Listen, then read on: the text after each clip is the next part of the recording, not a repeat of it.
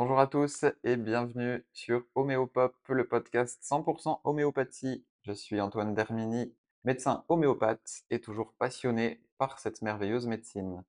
Dans le dernier épisode, nous avons vu les remèdes qui pouvaient soigner les rhumes.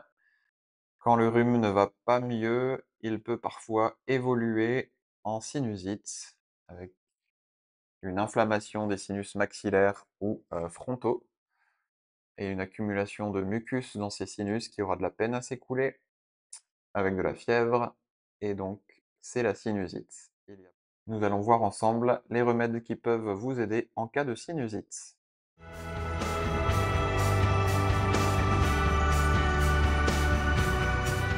Donc le premier remède que je vous présente est Callium bichromicum, c'est l'un des remèdes les plus connus pour les sinusites en homéopathie.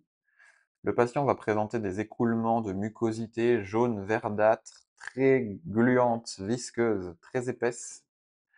Faut vraiment penser à de la glu, jaune verdâtre, très collante, qui s'écoule, qui a de la peine à sortir du nez.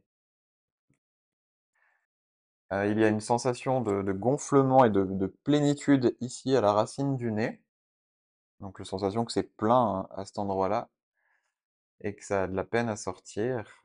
Il y a une perte d'odorat et souvent des douleurs sur un sinus qui est, c'est pas une douleur qui est diffuse, très étendue sur le sinus, mais c'est une douleur vraiment qui est comme un point, hein. Le patient est capable de montrer avec la ça tient sur la pulpe du doigt. Vraiment, il est capable de dire: «J'ai mal ici», très précisément. Donc si on a une douleur de ce type-là, avec des écoulements, très jaune verdâtre comme de la glu, il faudra prendre Callium bichromicum de manière répétée, toutes les heures au début, jusqu'à ce que ça améliore, jusqu'à ce que ça puisse drainer le sinus et s'écouler et aller vers la guérison. Deuxième remède très connu également pour les sinusites, c'est Hydrastis canadensis. Donc là, l'écoulement va être, soit épais, soit plus fluide, plus aqueux, jaunâtre. Surtout, ce qui est intéressant à relever chez Hydrastis, c'est qu'il y a un écoulement des narines postérieures vers la gorge, ce qu'on appelle un jetage postérieur, c'est-à-dire qu'il n'y a rien qui sort vers l'avant par le nez, mais tout descend et coule derrière la gorge. Il y a un écoulement irritant qui va entraîner des ulcérations et des croûtes sanguinolentes dans le nez. On va souvent retrouver l'indication d'hydrastis chez des sujets qui sont fatigués, amaigris, des personnes âgées. Mais pas que, on peut très bien s'en servir si on a ce symptôme très marqué d'un écoulement vers la gorge. Ensuite, éparsulfure.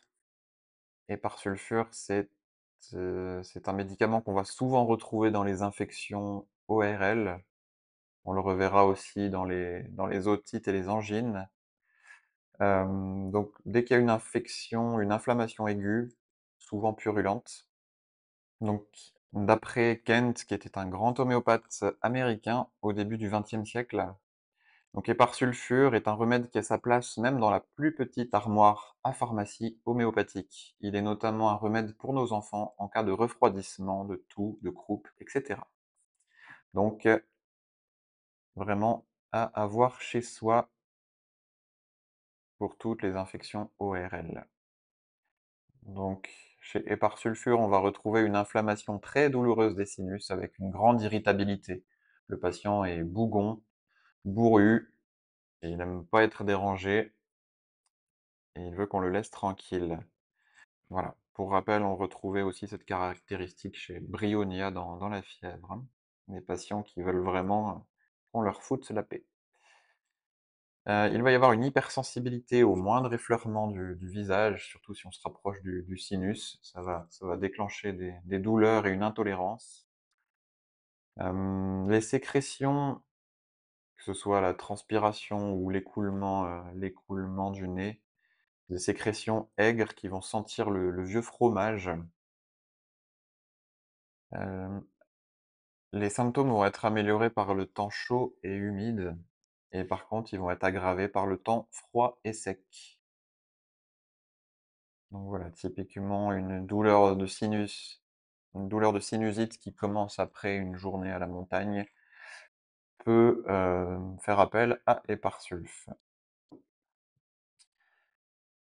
Maintenant, je vais vous présenter Silicea.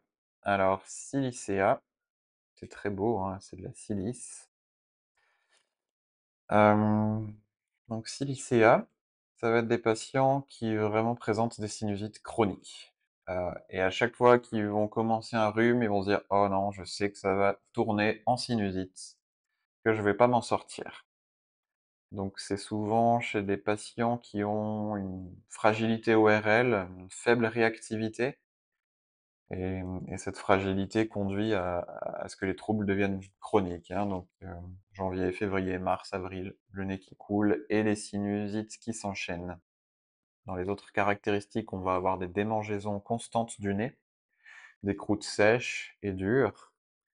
Dans la sinusite, ce sera accompagné de vertiges et surtout de vertiges en regardant vers le haut. Le sujet est souvent frileux et il va être aggravé par le moindre coup de froid, le moindre courant d'air. Et il va être amélioré par la chaleur et l'humidité. Donc typiquement, les sujets silicéens vont se sentir mieux dans un hammam. Ça va améliorer leur sinusite. On termine avec Sticta pulmonaria. Chez Sticta, la caractéristique, c'est qu'il y a une douleur ici à la racine du nez, très forte, hein, vraiment, et un besoin constant de se moucher, mais il n'y a rien qui sort. Euh, le patient a vraiment l'impression que c'est plein, qu'il y a une plénitude à la racine du nez ou dans les sinus, mais rien ne s'écoule. Il y aura aussi une sécheresse de la bouche et de la gorge, et une sécheresse du nez avec la formation de croûtes. Donc pour traiter la quasi-totalité des sinusites en homéopathie, retenez ces 5 remèdes: Callium bichromicum, écoulement jaune très collant, comme de la glu; Hydrastis, l'écoulement derrière dans la gorge; et par sulfure, le patient est très irritable et il craint le froid; Silicea, sinusite à répétition chronique tout l'hiver; et Sticta pulmonaria, la douleur vraiment très forte ici à la racine du nez. Voilà, donc dès qu'il y aura des symptômes de sinusite, prenez l'un de ces remèdes qui correspond le plus aux symptômes, prenez-le toutes les heures jusqu'à ce que ça s'améliore. Merci encore d'avoir suivi cet épisode d'Homéopop sur les sinusites, et on se retrouve très bientôt pour un nouvel épisode d'Homéopop. N'hésitez pas à me suivre aussi sur Instagram et Facebook, où vous retrouvez plein d'illustrations, d'infographies régulièrement sur l'homéopathie. Merci à tous et à bientôt.